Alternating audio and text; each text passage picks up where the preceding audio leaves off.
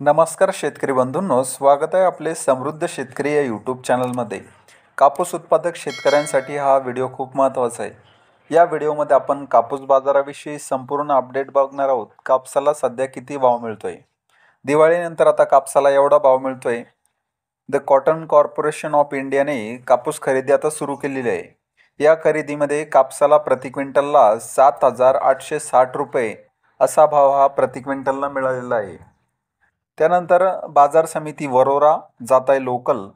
आवक आलेली 260 क्विंटलची. किमान दर आहे 6,550 रुपये, कमाल दर आहे 7,100 रुपये, सर्वसाधारण दर आहे 6,800 रुपये. बाजार समिती भद्रावती. आवक आलेली 15 क्विंटलची. किमान दर आहे 6,950 रुपये, कमाल दर आहे 6,950 रुपये, सर्वसाधारण दर आहे 6,950 रुपये. पुढची बाजार समिती आहे सावनेर. आवक आलेली आहे 500 क्विंटलची. किमान दर आहे 6,500 रुपये, कमाल दर आहे 6,500 रुपये आणि सर्वसाधारण दर आहे 6,500 रुपये.